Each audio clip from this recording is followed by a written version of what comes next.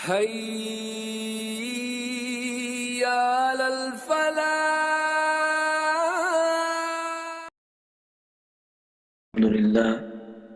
الحمد لله رب العالمين والصلاة والسلام على سيد الأنبياء والمرسلين وعلى آله وأصحابه أجمعين. أما بعد، أعوذ بالله من الشيطان الرجيم. بسم الله الرحمن الرحيم. إنما مثل الحياة الدنيا كماء أنزلناه من السماء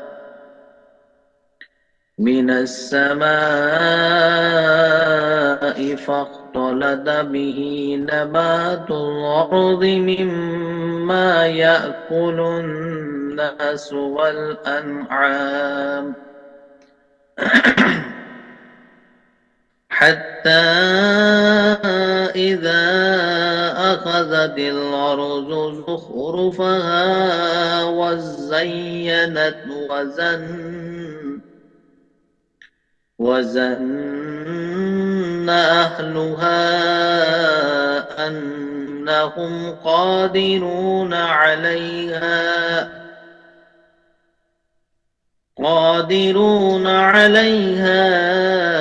أتاها أمرنا ليلا أو نهارا فجعلناها حصيدا كأن لم تغن بالأمس كذلك نفصل الآيات لقوم يتفكرون.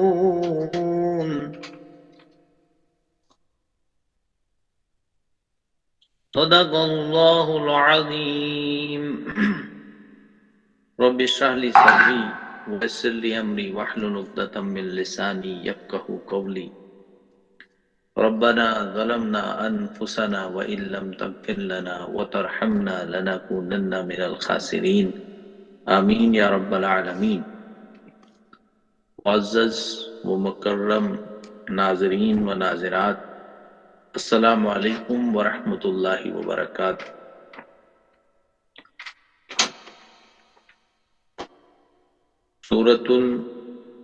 سورہ یونس یہ آیت نمبر 24 میں نے آپ کے سامنے تلاوت کی، اور اس کے بعد والا حصہ جو بھی 4 آیات پر مشتمل ہے، 5 آیات پر مشتمل ہے، کیونکہ وقت ہمارے پاس کم ہوتا ہے اور تلاوت کرنے میں بھی وقت لگتا ہے، اس لیے ایک ایک آیت کو لے کر ان کی تفسیر جو ہے بیان کی جائے گی انشاءاللہ. آیت نمبر 24 آپ کے سامنے تلاوت کی گئی. اس سے پہلی والی آیت جو تھی آیت نمبر 23، جس میں اللہ تعالیٰ انسانوں سے فرماتے ہیں یا ایھا الناس، اے لوگو، اے انسانو، انما بغیکم، یقیناً تمہاری سرکشی، تمہاری نافرمانی، تمہاری بغاوتیں، علی انفسکم، تمہاری اپنی جانوں پر ہے. تم اللہ سے بغاوت جو کرنے کا معاملہ اختیار کر رہے ہو، جو نافرمانی کی روش تم نے اختیار کی ہے، اس کا وبال تمہیں اپنی جانوں پر ہو. متاع الحیات الدنیا، کہ دنیا کی زندگی کا ساز و سامان ہے، اسے برت لو، اسے چکھ لو، مزے کر لو، عیش کر لو. ثم الینا مرجعکم، پھر دوبارہ تمہیں میرے پاس واپس پلٹ آنا ہے. مرجعکم، میری طرف تمہیں رجوع کرنا ہے، میری طرف تمہیں واپس آنا ہے. فننبئکم بما کنتم تعملون، پھر تمہیں بتلا دیا جائے گا، تمہیں بتا دیں گے ہم تم کیا کچھ کرتے تھے دنیا میں. یہ دنیا کی زندگی جو مست ہو کر تم گزارتے ہو، کوئی تمیز نہیں، کوئی تفریق نہیں، بدی میں، برائی اور بھلائی میں کچھ نہیں. کوئی تم نے میزان عدل اپنی شخصیت کے اندر نصب کرنے کا سوچا تک بھی نہیں ہے کہ ہر کام کے بارے میں سوچتے کہ یہ آیا شریعت کی روح سے صحیح ہے یا نہیں، ٹھیک ہے یا غلط ہے، یہ سوچتے کہ تم زحمت گوارا کرتے ہی نہیں ہو۔ تو یہ عیاشانہ روش جو تم نے اختیار کی ہے، مستانہ روش، اس کے بارے میں پوچھ گچھ ہوگی تم سے سوال کیا جائے گا، سختی کے ساتھ تمہیں پکڑا جائے گا۔ اس لیے ہم دعا بھی کرتے ہیں، اللہم حسبنا حسابا یسیرا، اللہ ہمارا حساب کتاب بڑا آسان لینا۔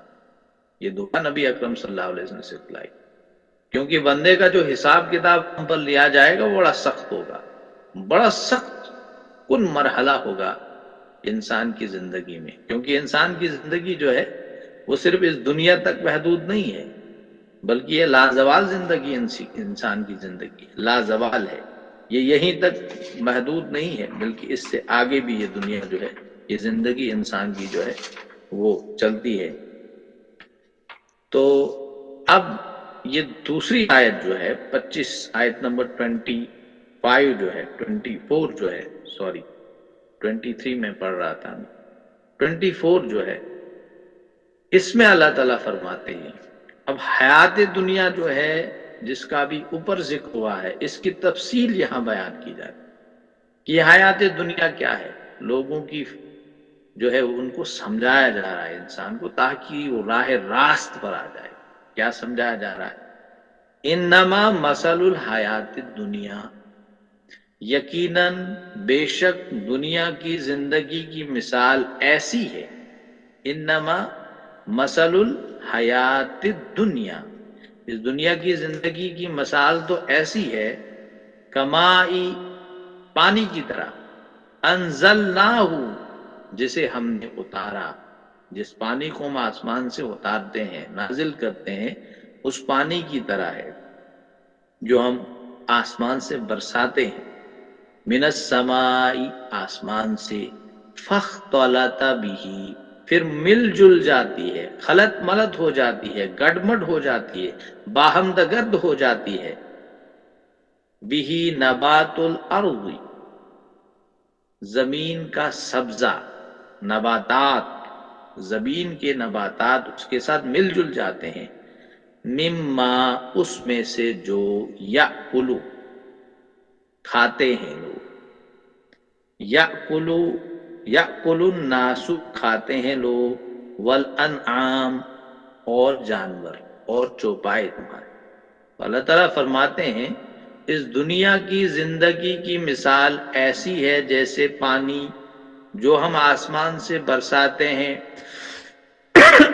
جو ہم آسمان سے نازل کرتے ہیں، پھر اس کے ساتھ نکل آتا ہے زمین کا سبزہ، جس میں سے کھاتے ہیں انسان بھی اور ان کے جانور بھی، ان کے چوپائے بھی، ڈومیسٹک اینیملز بھی، سارے جانور دنیا کے اس سے کھاتے ہیں،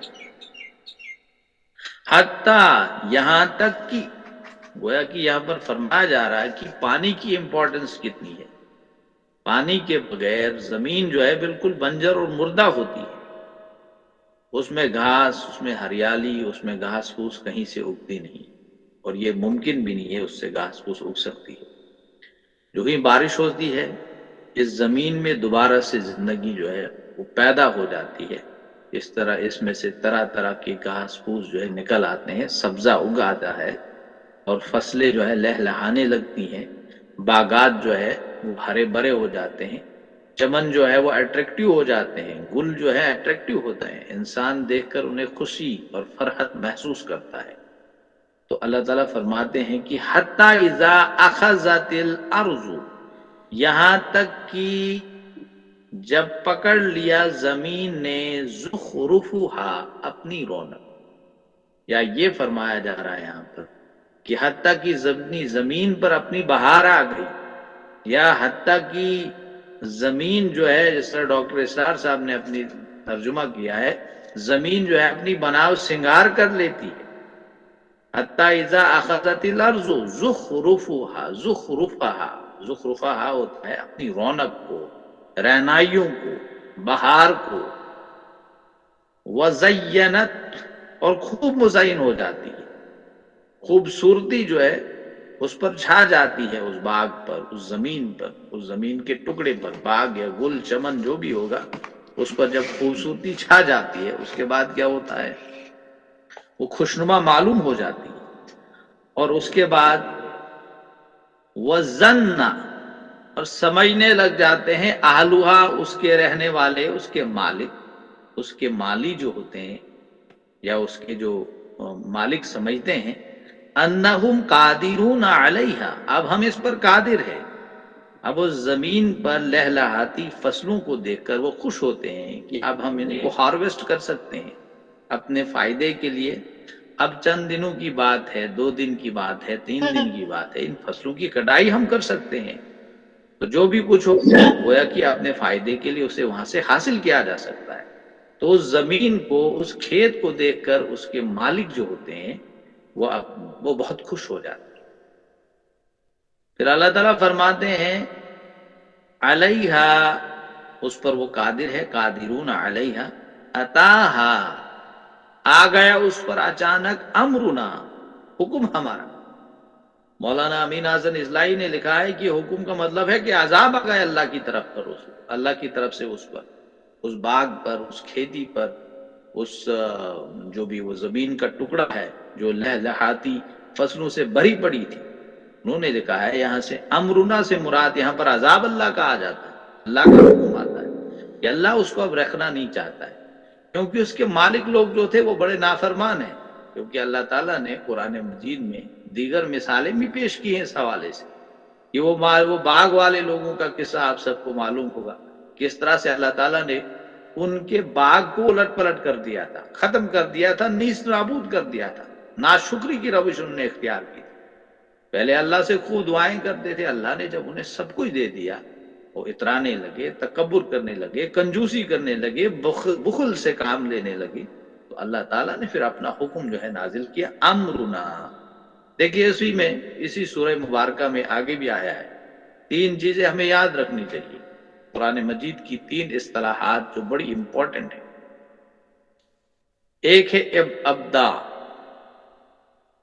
یہ ڈاکٹر اسرار صاحب نے اپنی تفسیر میں حجت البالغہ کے حوالے سے، حجت البالغہ جو ہے یہ معروف کتاب ہے، بڑی زبردست کتاب ہے، شاہ ولی اللہ محدث دہلوی، اور شاہ ولی اللہ محدث دہلوی نے بڑے متکلمانہ انداز میں وحی پہ بات کی ہے، رسالت پہ بات کی ہے، نبوت پہ بات کی ہے، مطلب جتنے بھی عبادات اور معاملات سب پہ بات کی ہے، بڑے ہی ایک فلسفیانہ انداز میں انہوں نے بات کی۔ اسی لیے شاہ ولی اللہ محدث دہلوی جو ہے مطلب وہ بہت بڑے عالم اور بہت بڑے ان کے مطلب بے مثال عالم مانے جاتے ہیں۔ تو انہوں نے لکھا ہے کہ ابدا ہوتا ہے کہ اللہ تعالیٰ کسی شے کو پیدا کرتا ہے، کسی شے کو وجود بخشتا ہے، وہ موجود نہیں تھی، نان ایگزسٹنٹ، وہ موجود نہیں تھی بلکہ ایگزسٹنس میں اللہ تعالیٰ نے اس کو لایا۔ اس کے بعد اللہ تعالیٰ خلق کرتا ہے چیزوں کو، پہلے سے آلریڈی اللہ نے چیزیں جو ہے ابدا کی ہوئی تھی وہاں سے چیزوں کو بناتا، مٹی موجود تھی، انسان کو اللہ نے تخلیق کیا، وَخَلَقَ الْإِنسَانَ، انسانوں کو، جنوں کو اللہ تعالیٰ نے بنایا، انسان کو مٹی سے بنایا اور جن کو نار سے بنایا۔ اس کے بعد ہوتا ہے امر، اب اللہ تعالیٰ نے جو بنائی ہوئی کائنات ہے اللہ تعالیٰ کی، اس میں جو کچھ وہ انتظام کرتا ہے، کچھ تبدیلیاں کرتا ہے، اس کے جو قوانین جو ہے جاری اور ساری ہے، اس کو امر کہتے ہیں۔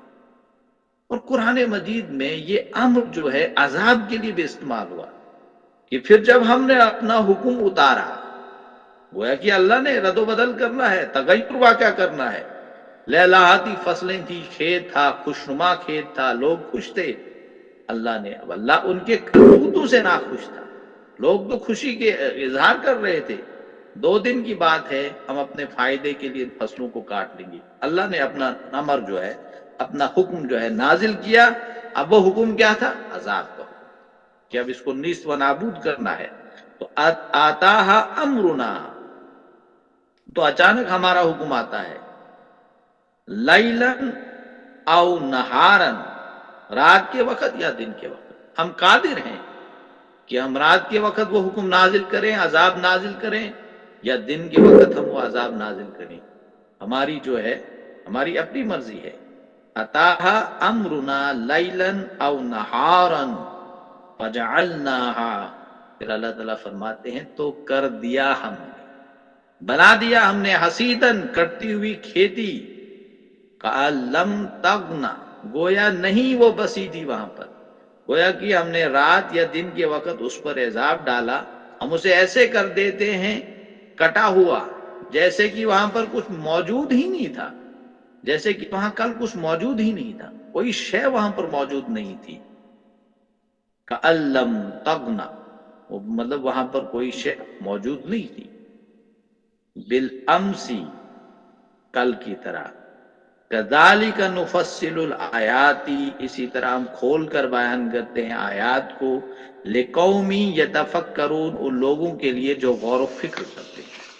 تو اللہ تعالیٰ فرماتے ہیں اس آیے مبارکہ میں دنیا کی حقیقت کو بیان کیا گیا، دنیا کی ٹیپ ٹاپ اور اس کی دو گھڑی کی سہانی سہانی رونق جو ہوتی ہے، پھر اس کی بربادی اور اس کی بے رونقی کی مثال جو ہے اس زمین کے سبزے سے دی جا رہی ہے کہ بادل سے پانی اللہ تعالیٰ نے برسایا، زمین لہلہا اٹھی، طرح طرح کی سبزیاں، ترکاریاں، چارے، پھل پھول، کھیت اور باغات جو ہے وہ پیدا ہو گئے، انسانوں کے کھانے کی چیزیں وہاں پیدا ہو گئی، جانوروں کے چرنے کی چیزیں وہاں پر پیدا ہو گئی، چاروں طرف سے جو ہے پھیل پڑی سب زمین تھی وہ سرسبز ہو گئی، شاداب ہو گئی، تو لوگ بڑے خوش تھے۔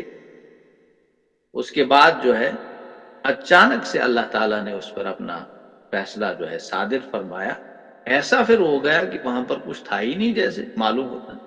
یہی انسان کی زندگی ہے۔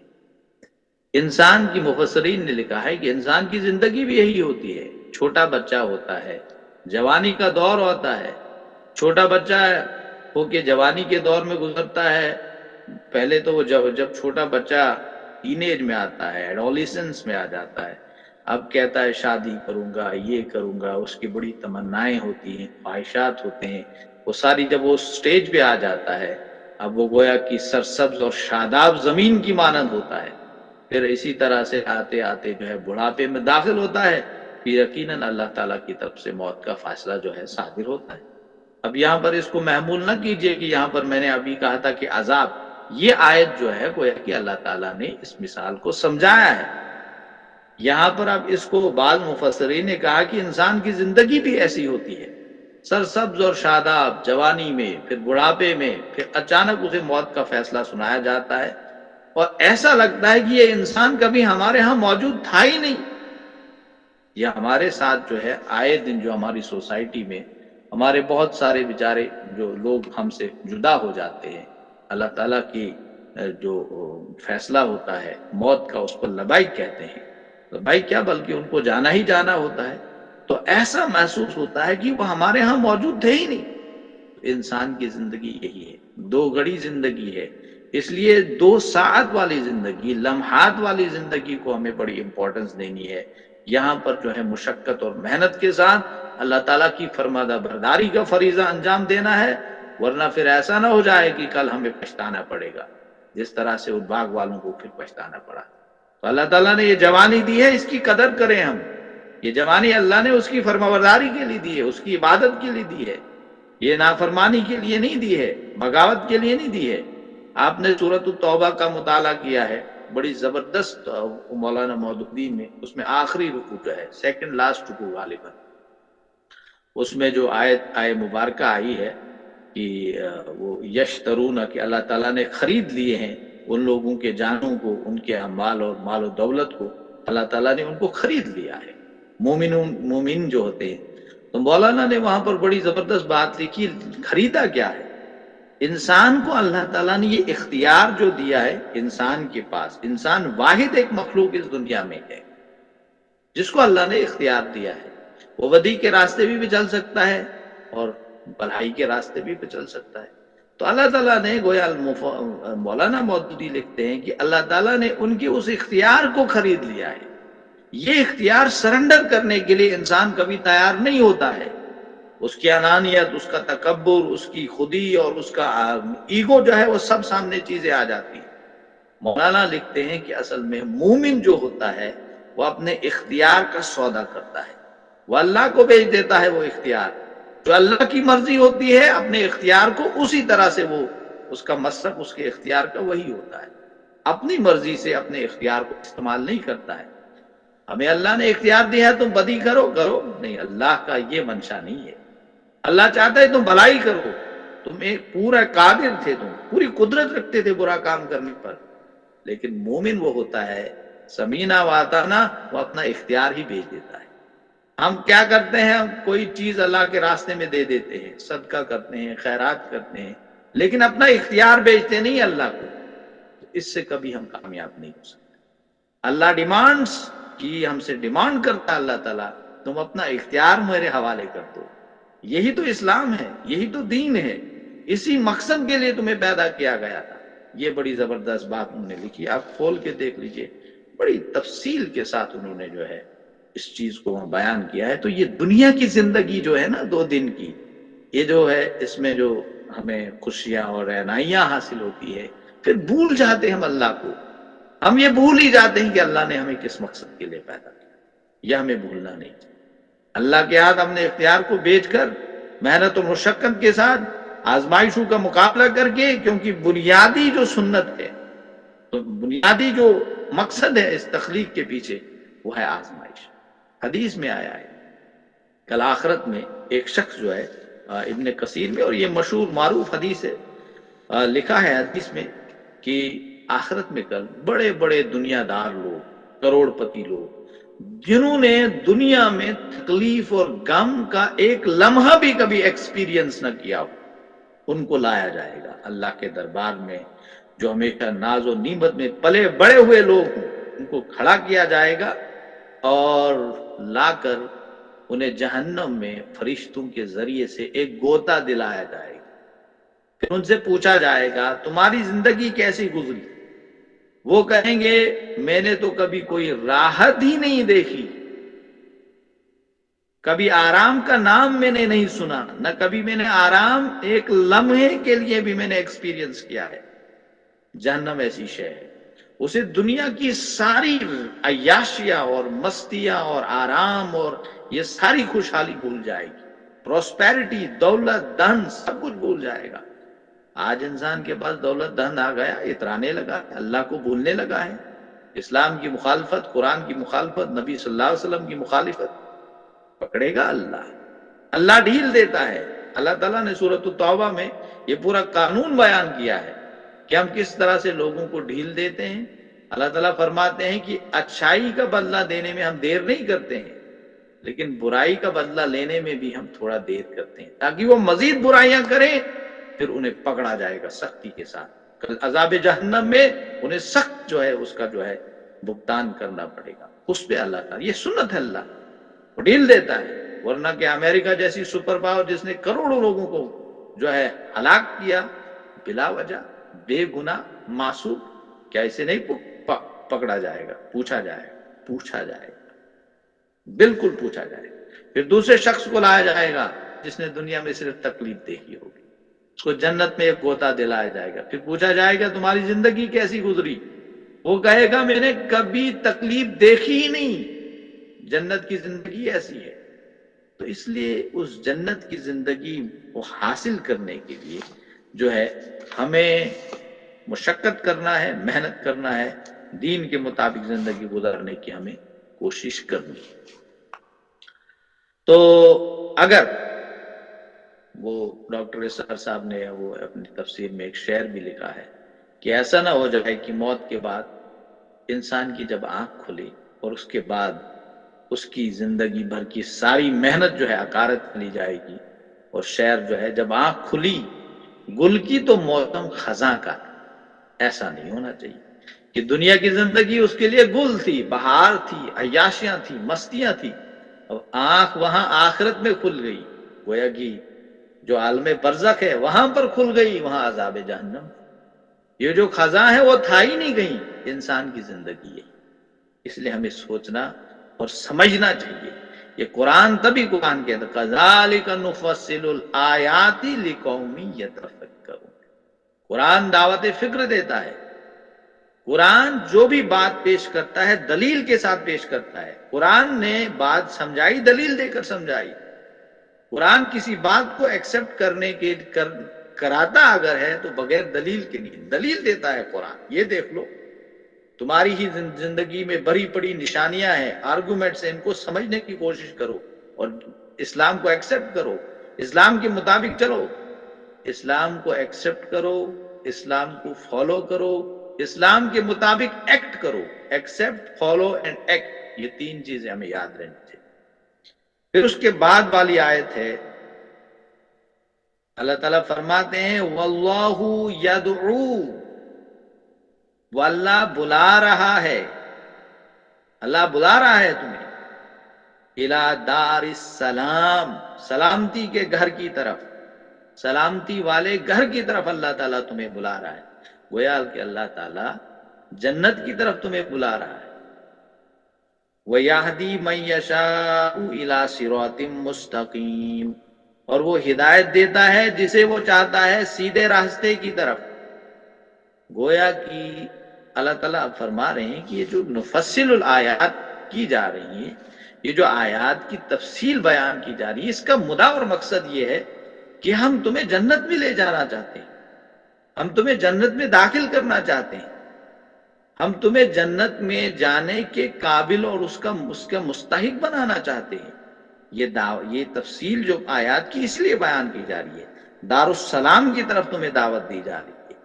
لیکن اللہ تعالیٰ فرماتا ہے، اور قانون ایک جو ہے یہاں پر گویا کہ یہاں پر بیان کیا جا رہا ہے کہ اللہ کا قانون اس ضمن میں کیا ہے کہ دار السلام میں کون سے لوگ داخل ہوتے ہیں. اللہ تعالیٰ فرماتے ہیں کہ اللہ اسی کو چاہتا ہے ہدایت دینا جس کو وہ چاہے. کس کو چاہتا ہے؟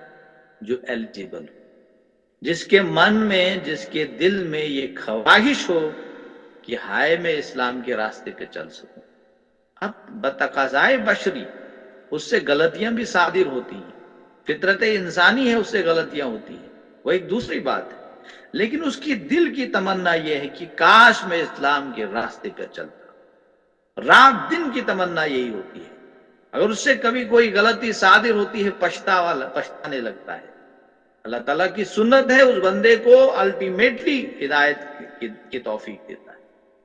دیکھیے ایاک نعبد و ایاک نستعین، ہم تیری عبادت کرتے ہیں اور تو اس سے ہی مدد مانگتے ہیں. اہدنا الصراط المستقیم، اللہ سیدھے راستے کی طرف ہمیں ہدایت دے. تو اللہ تعالیٰ سے جب ہدایت کی دعا مانگنی ہے، گویا کہ اللہ تعالیٰ سے یہ نہیں صرف مانگنی سیدھا راستہ ہی دکھانی، بلکہ سیدھے راستے پر چلنے کی توفیق دے. یا اللہ ہمیں سیدھے راستے پر تو خود چلا. ہماری ہمت اور طاقت نہیں ہے بندے کی کہ وہ سیدھے راستے پر چل جائے گی خود بخود. جب تک کہ اللہ کی توفیق شامل نہ ہو، اللہ کی منشا شامل نہ ہو، تو اللہ سے یہ دعا کرنی چاہیے. بندہ ہے نا، ایک بہت بڑے عالم سے میری گفتگو ہو رہی تھی، ان نے کہا کہ میں اللہ سے ایسے دعا کرتا ہوں. اب ان کے ساتھ میں بڑا مان لیجیے بڑا فرینک ہوں. ان نے کہا کہ میں اللہ سے ایسے بات کرتا ہوں جیسے اپنے دوست سے بات کرتا ہوں. میں کرسی پہ بیٹھا ہوں، اللہ سے گفتگو جاری ہے اور خود سے باتیں کرتا ہوں اللہ تعالیٰ سے. میں اگر تنہائی میں بیٹھا ہوں، اللہ سے باتیں میری جاری ہیں. میرا کوئی بھی معاملہ ہو، ضروری نہیں ہو کہتے ہیں کہ میں دعا تھوڑا ایسے کرتا ہوں، تو نماز میں کرتا ہوں. میں بیٹھا ہوں، اللہ سے دعا جاری ہے، پروردگار مجھے سیدھا راستہ دکھا. پروردگار اگر تو مجھے سیدھا راستہ نہیں دکھائے گا میں کہاں چلے جاؤں. یہ دعائیں جو ہے نا ہماری زندگی کے لیے امپورٹنٹ ہے. اگر ہم دعا نہیں اللہ سے کریں گے، سیدھے راستے پر چلنے بڑا مشکل ہو جائے گا. تو سیدھے راستے پر چلنے کے لیے ہمیں اللہ سے دعائیں مانگنی چاہیے. تو یہ اللہ تعالیٰ انہی لوگوں کو ہدایت دیتا ہے جو اس کے ایلیجیبل ہوتے ہیں. تو اس کے بعد اللہ تعالیٰ فرماتے ہیں للذین احسنوا الحسنی وزیادہ، جو لوگ احسان کی روش اختیار کریں ان کے لیے حسنہ ہے اور بھی مزید، وزیادتاً ان کے لیے ایک تو اچھائی ہے اور اس سے بھی زیادہ. اب یہ اس سے بھی زیادہ کیا ہے؟ دیکھیے اللہ تعالیٰ فرماتے ہیں اب جو لوگ جنت میں داخل کر دیے جائیں گے، جنت میں داخل کرنے کے بعد جنت ان کے احسان کا بدلہ ہوگا۔ دیکھیے اللہ تعالیٰ جو ہے اپنے بندے کو کہہ دیا، تو بندے کے لیے ہے نا، احسان کا بدلہ یہ ہے کہ جنہوں نے اللہ کی فرمانبرداری، اللہ کا پورا حق ادا کرتے ہوئے بجا لائی۔ اللہ تعالیٰ نے جو کہا تھا، جو احکامات تھے، اس کا پورا حق ادا کیا۔ تو قرآن میں جا بجا یہ مقام سورۃ البقرہ میں بھی آیا ہے کہ جن لوگوں نے احسان کیا، اصلاح کی، اپنے اعمال کو ٹھیک کیا، صالح کام کیا، ان کے لیے اللہ تعالیٰ نے جنت رکھی۔ تو احسان کا بدلہ یہ ہے کہ جو بھی شریعت کی روح سے ہم پر احکامات واجب ہیں، فرض ہیں، ضروری ہیں، لازم ہے کرنے، ان کو صحیح طریقے سے کرنا۔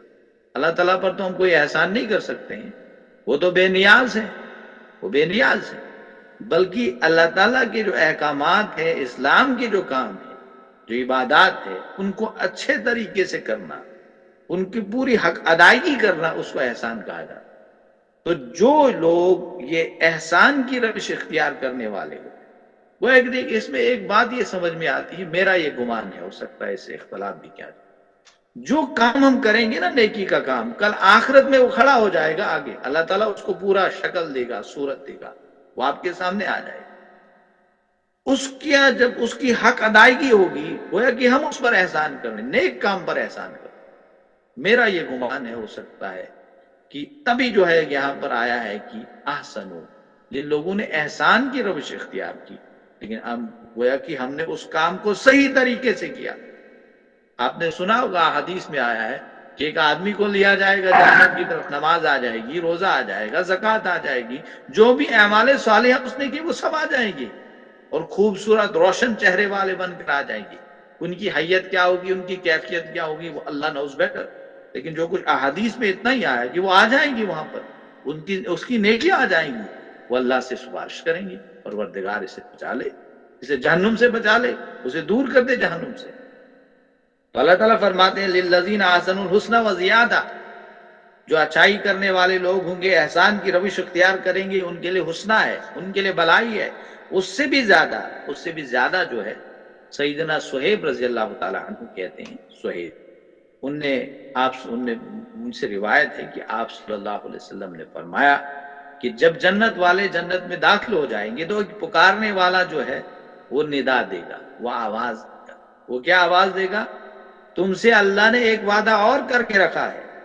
اب جنت والے حیران ہو جائیں گے، اور وہ ندا دینے والا یہ بھی کہے گا کہ وہ اس وعدے کو پورا کرنے والا ہے۔ جنت والے حیران ہو جائیں گے، پروردگار نے ساری انعامات ہمیں دے دیے، جو بھی ہماری تمنائی تھی، جو بھی ہماری خواہشات تھے، وہ سب ہمیں حاصل ہو گئی۔ تو وہ کہیں گے کیا ہمارے چہرے روشن نہیں ہو گئے؟ قرآن میں آیا نا جا بجا کہ جو نیک لوگ ہوتے ہیں کل آخرت میں ان کے چہرے روشن کر دیے جائیں گے، جو بدکار لوگ ہوتے ہیں ان کے چہرے سیاہ ہوں گے۔ تو وہ کہیں گے کیا اس نے ہمیں عذاب نار سے، عذاب جہنم سے نجات نہیں دی اور جنت میں ہمیں داخل نہیں کیا؟ اب کون سی کمی رہ گئی ہے اللہ کی طرف سے؟ تو آپ صلی اللہ علیہ وسلم نے فرمایا کہ تب جو ہے اللہ تعالیٰ اپنے حجاب کو ہٹا دے گا، اور اللہ کی قسم جنتیوں کو، یہ نبی صلی اللہ علیہ وسلم فرما رہے ہیں، جنتیوں کو جو کچھ بھی ملا ہوگا ان سب چیزوں میں سب سے محبوب انہیں اللہ کی نظر ہوگی، اللہ کا دیدار ہوگا، دیدار الہی جسے کہتے ہیں۔ تو دیدار الہی جو ہوگا، یہاں یہ مفسرین نے اکثر و بیشتر یہی کہا ہے، وہ زیادہ کا مطلب ہے دیدار الہی۔ وَلَا يَرْحَقُ وُجُوهَهُمْ قَتَرٌ وَلَا ذِلَّةٌ، اور نہیں مسلط ہوگی ان کے چہروں پر سیاہی اور نہ ذلت۔ اولئک اصحاب الجنہ ھم فیہا خالدون، یہی ہوں گے جنت والے اور رہیں گے اس میں ہمیشہ ہمیشہ۔ چند آیات اور ہیں، انشاءاللہ کل یا پرسوں ان کا درس آپ کے سامنے آئے گا۔ وآخر الدعوانا ان الحمد للہ رب العالمین، آمین۔ اللہ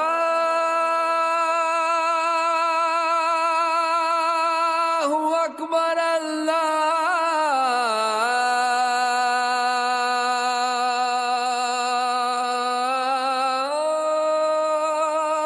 اکبر۔ اکبر